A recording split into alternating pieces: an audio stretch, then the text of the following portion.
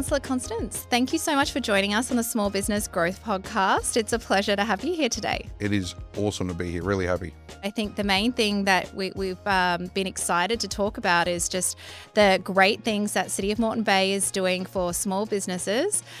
We've got a program which we've just launched, which is really exciting. We're helping up to 1,000 small businesses with their financial tools and digital marketing tools. Do you want to just tell us a little bit about that and why the council wants to implement a program like this? Well, that Business Boost program that we've partnered with Constant Contact and Xero, it's all about growing the skills but growing the ability of small businesses to actually be stronger, be better, increase turnover, increase revenue, and small businesses are at the heart of the community for us. We really, really do believe that we want to grow Team Moreton Bay, and to do that, we need stronger small businesses. They're the ones that give back to the community. They support the football clubs. They're the ones that, when somebody's sick in the community and is in need, that they'll be there helping with fundraisers and donations and all those sorts of things. So, by partnering with Constant Contact and Xero, what we get small businesses that are stronger. They've got improved marketing skills. They've got better analytics when it comes to their business through the and oversight of their finances. So we're really excited to be providing practical help to businesses. We know that operational costs have really increased as well for small businesses. There's labour challenges. I think overall, small business owners are doing it pretty tough right now. I mean, what are your views on the current state for small businesses and how they can survive tough economic times? I think tough times breed resiliency. The one thing I say to a lot of small businesses at the moment is don't be afraid to reach out. Build the net. Now is the best time to be building networks, engaging with local chambers of commerce. A lot of people, I think, today with social media and the internet, and they think that the information's so easily available, they don't need the advice.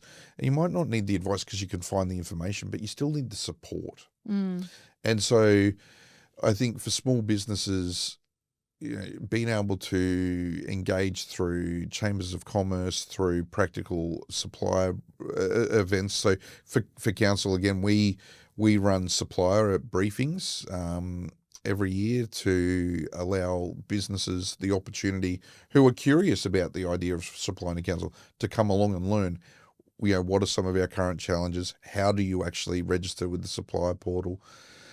So I think small business owners really need to look at how they're investing some of their time, because that small investment in time can pay really big dividends in the long term. And that's where even the program now, it's not just about Xero and access to the finance system that can provide good analytics on where the business is at financially, but the marketing aspect of it and those skills there. And I know people are fearful of investing time. They don't have a lot of it, though. They don't have a lot of it. Yeah, right? that's it. They don't have a lot of time doing basses at 9 or 10 o'clock at night and those sorts of things. So, but I think really thinking about how they're going to get a return on investment from a few hours of time, I think can be practical. And now is the time to do it. You don't want to get caught out in 3 years' time, when things are really starting to ramp up, just a few years before the Olympics. You want to start getting into that ecosystem now. And speaking of the Business Boost Tech Essentials program, I mean, you'd mentioned as well, if you think about the investment of time and then you crunch the numbers and look at it from, what would it take to have a big impact on your business, and just one extra sale per week, really can have a big impact on your business. And if you just look at it from that perspective of getting something in place that then is working for you in the background to support your business and market, because I guess that's the beauty of the technology as well, is that there's automations happening in the background, but it does take that little bit of time to get it set up and get going. And then it can be a set and forget. There's always things to tweak along the way, but the bulk of the work, getting set up and working closely with a partner to get that going, whether that's Constant Contact or some of the great local partners that we work with, we try and make this as easy as possible so that they can see the benefits, like an increase in sales, whether that's from your existing customers or getting new customers. Yeah, 100%. I think that's one extra sale a week. And if we look at this in terms of 1,000 people going through the program, 1,000 businesses going through the program, that's 52,000 additional sales a year. But and that's a nice easy figure. But there are businesses that are going and participants that will get more than that. But it's also if we can teach them practical marketing skills that can help reduce the cost of customer acquisition, the profit margin goes up, the business becomes more viable, they're going to be around a lot longer, they're going to be more satisfied because they'll have more time to go and watch the kids play football on the weekend, or not do the bass at 9 o'clock at night. They actually sit down and have dinner with the family. Have dinner with the family, right? Tuck the kids into bed because they already had it done by 5 or 6 o'clock. Or they know that it's only going to take an hour instead of 3 hours because they've got the right systems in place, or they're not having to do the return phone calls. I think having strong business networks locally allows those small businesses to find the support they need as well. And sometimes they don't want to listen to politicians. They don't want to listen to marketing gurus. But if they have the ability to sit within a network of colleagues for a breakfast once a month, or a business showcase where they're showing off their business to a group of 20 or 30 others, there's referrals that come from it. There's just a whole lot of strength in community that comes from Sometimes there's comfort in just hearing someone talk about the same challenges that you've got as well. Exactly. It's like, oh, it's not just me. They're experiencing it too. And then, getting introductions like, well, I was experiencing this, but, this group helped me out, or this kind of, piece of technology helped me out. Like having those kinds of casual conversations, definitely help small businesses to look at ways to invest back in their business. And that might be time, not always money. We know that they are short on marketing budgets in particular. That's what I love about this program as well. Just the fact that the council is fully funding 6 months of access to Xero and Constant Contact. And what I love about it too is, the way that both of those tools can work together to help the small business as well, by integrating the two platforms, being able to see what marketing's actually generating sales and attributing the invoice data to the marketing effort. And I think that can really help the small business owner see in a really black and white way, this was a good investment versus this wasn't. So I should stop investing here because I'm losing money on this. Yeah. And I think without knowing those numbers, you could keep spending the marketing budget somewhere that isn't actually fruitful. Having tools like this, having the knowledge around the marketing side of it, but the tools like Xero or the reports like you were just saying, they can help you focus, but they can give you that confidence to actually say it's okay to sack your customer. Some customers are just too costly for you. And, if you've got one customer or customer set that is just taking up so much more of your time and you're missing all these other opportunities, you really have to ask, is that worth it? And sure, there might again be a short-term reduction in revenue, but the profitability can potentially go up quite significantly as well. It may be okay, I got this cohort because of this kind of marketing effort. But this group over here, they spend more and, they're easier to deal with, and really saying, okay, well, that's my ideal customer. I need to find more people like that.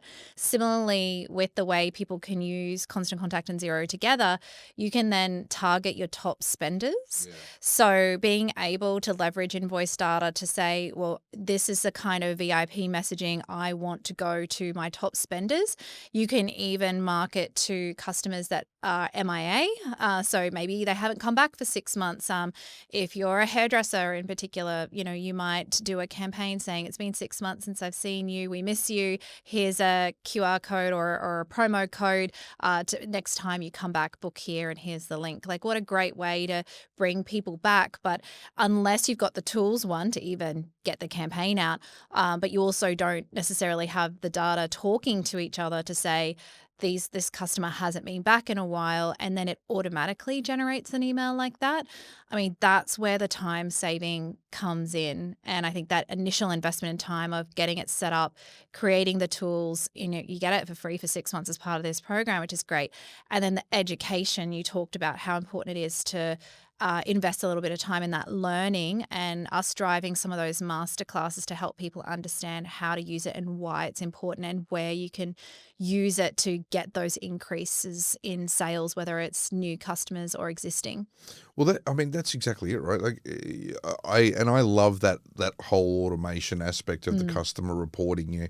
You know that on the first Monday of every month, you're going to sit down at your desk at 8 o'clock in the morning, and you're going to have 3 reports there, and one of them's going to be customers that you haven't seen in the last 6 months, customers that have had the highest revenue or GP or whatever the case may be, and whatever else, and from there you literally can grab a list of SMS or email contacts and send a report, and you're done. And it's 5, 10, 15, 20 minutes of effort, as opposed to hours of trawling through, manually doing those reports can come to you automatically when you're setting systems up like this. So, and those masterclasses, I think that's the great thing about the program that we've got going at the moment, is those masterclasses are teaching how to market, how to engage the right clients,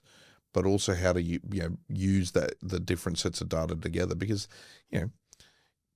I think everyone you get mind blocks. We all get mind blocks. We have biases, right? We go, oh, it's the finances, it's the numbers. What's that actually got to do with marketing? Well, it's actually Xero is not just an accounting system. There's so much more that you can extrapolate from that. So.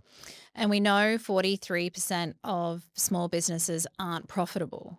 And the ones that tend not to, continue on and have a higher failure rate are the ones that don't know their numbers, though. So it can be a case of saying, well, as long as I'm busy and I feel really busy, we're doing okay. Surely we're doing okay. But if you don't know your numbers, sure, you might be really busy, but are you genuinely profitable? Yeah. And I think the stats are 75% of small business owners are earning less than the average wage. And so if we can get the profitability up, small business owners may not need to struggle as much as they are right now. Take a bit of the pressure off.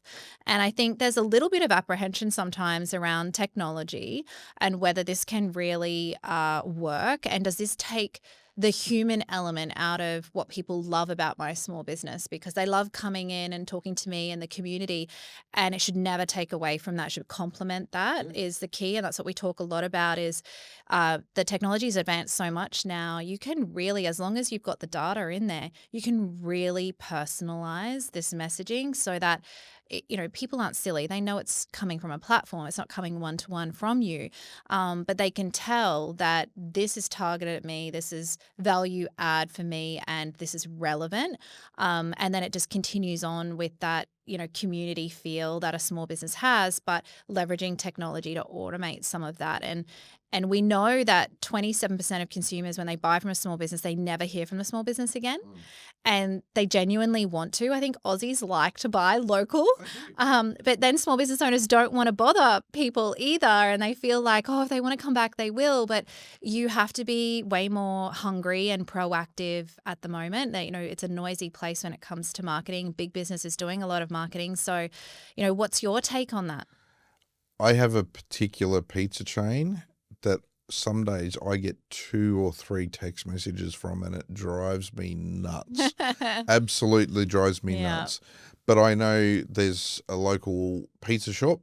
They do magnificent burgers too, by the way. And I know when I get the message from them, every 6 or 8 weeks, whatever it is, hey, we haven't seen you for a while.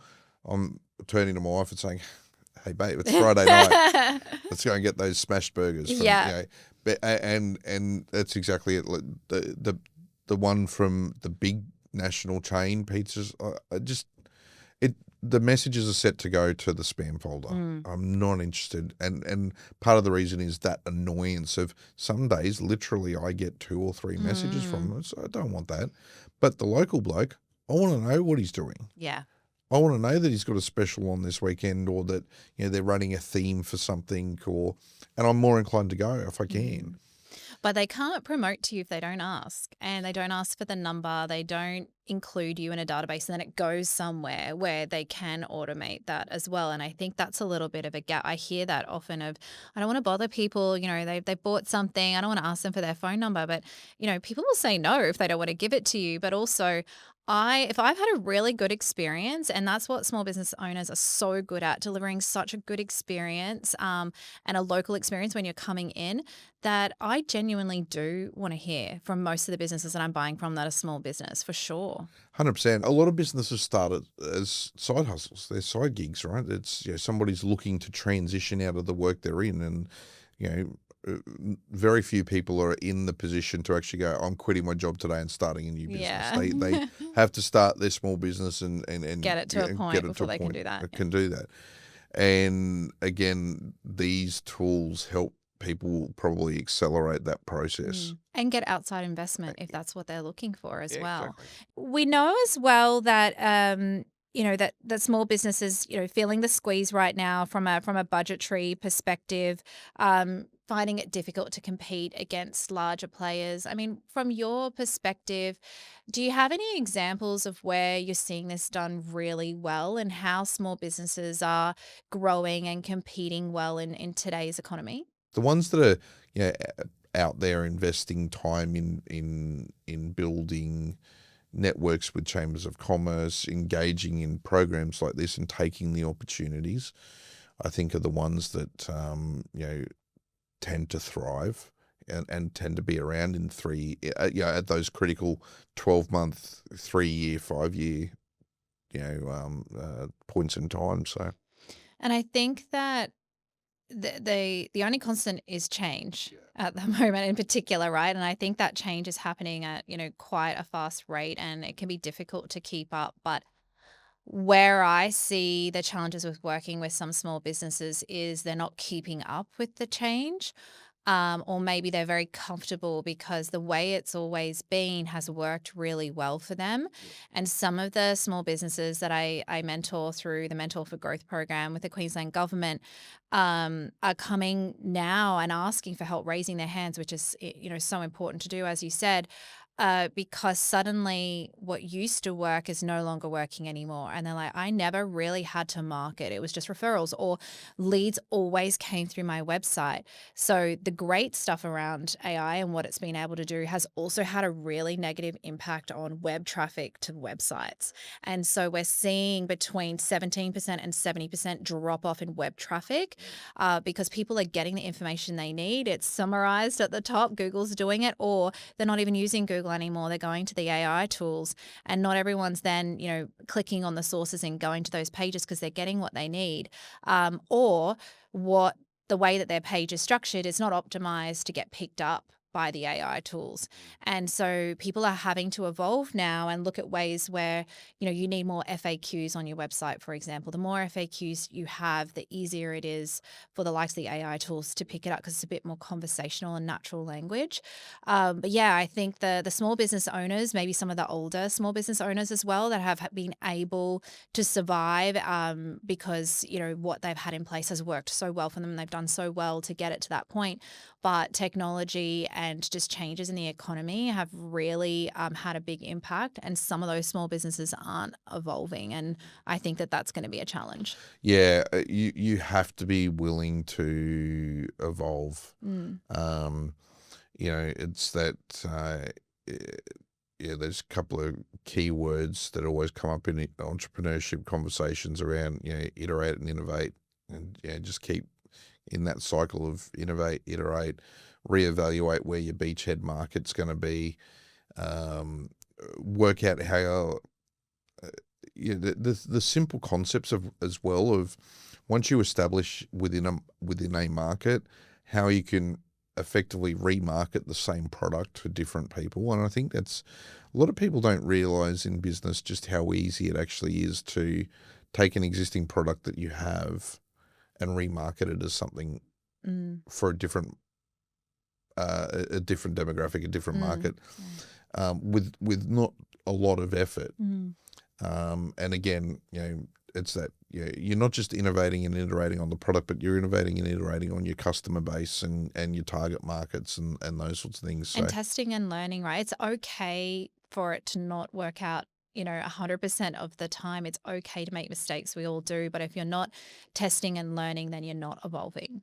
And I think so for Moreton Bay, one of the things we do, we've through our partners at Innovate Moreton Bay, we've run a number of pitch weekends, pitch nights,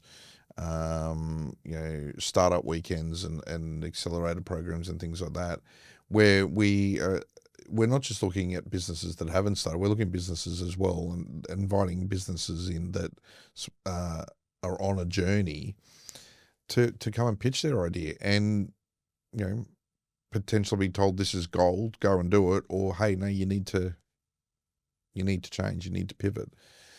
It's okay to make mistakes. I think it's a big challenge and so we're trying to encourage those more open conversations in the City of Moreton Bay and provide opportunities for people to be critiqued in a way that helps spur further development for them and further success. But it is I think it's a big cultural challenge in Australia when it comes to business is we don't accept that things won't always work out. So she'll be right, mate. She'll be right, mate. we kind of, as the business, as the person, trying to develop the idea will be that she'll be right. But then the minute that person isn't right and it doesn't work out, we don't help dust them off and pat them on the back and get them going again. We criticise and critique them. So, from a council perspective, from Moreton Bay's perspective, we're trying to help them avoid that to begin with. But it is a very different culture here in terms of business startups in Australia compared to, say, the US or even Europe. And we tend to be big procrastinators here as well. Huge procrastinators. I know that you guys were doing some studies recently. We commissioned a report and we beat Canada, the UK and the US on the level of procrastination that small businesses take before actually, implementing change. And I think it, potentially is that she'll be right, mentality. Maybe we want to be a little more sure before we're making some of these decisions, but, we've got to make them. And I think that the speed in which we make them is so important now. I know of businesses, and it's really interesting because the challenge I think is necessity. And we saw so many businesses pick up and change and pivot quickly when COVID lockdowns came in, when the pandemic was happening and people couldn't travel. It was, what do we do? How do we survive? We need to pivot. We need to change. But as that experience has got further away, the adaptability has it feels like it's dropped off a little bit.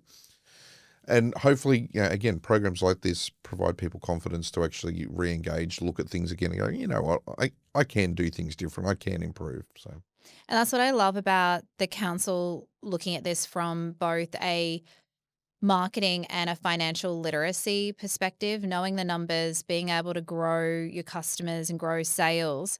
And we know that some of the literacy challenges with respect to the finances is, I guess, creating some blockers for some small businesses.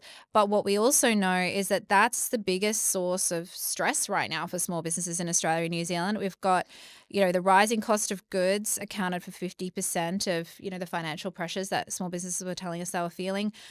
Cash flow unpredictability and revenue decline were 41 and 27% respectively. So, the rising cost of goods, it's difficult to control that. So you have to be able to respond. And I think small businesses are super resilient, but the stress levels are increasing. So being proactive, working with council, working with the chambers, working with partners, embracing technology that can help alleviate some of that stress is going to be necessary in order to get through the next few years.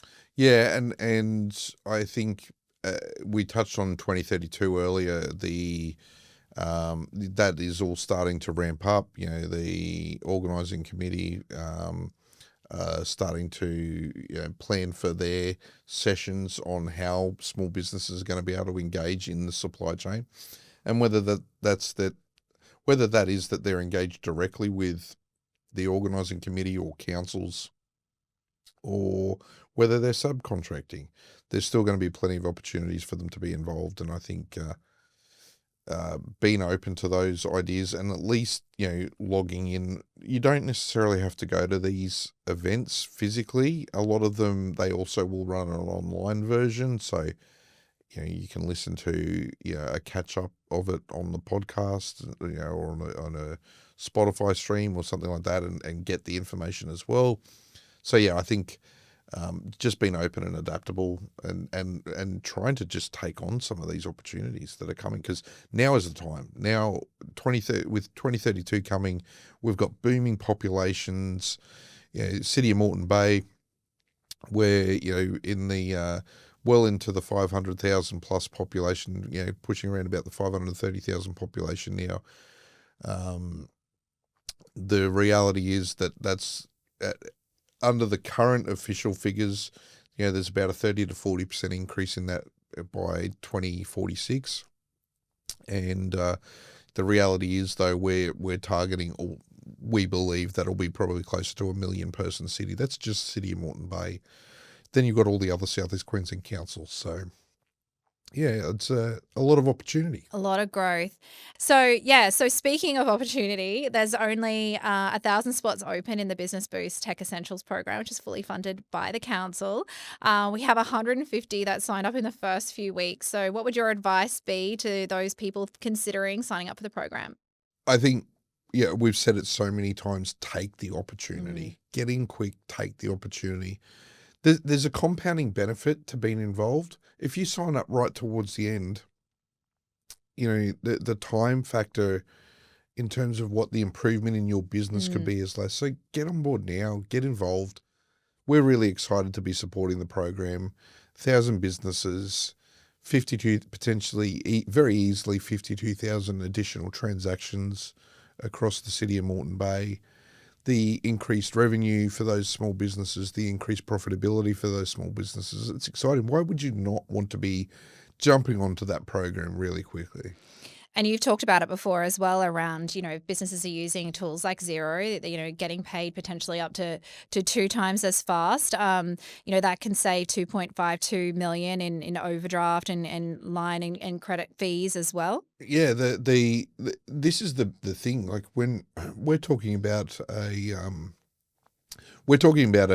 investment that we've made as a council into this program, but the exponential benefit, the multiplying benefits of this, that additional revenue, the additional profitability, the lower financing costs, the economic benefit goes from being about $1 million a year, in investment to about $14 million in total, if not more.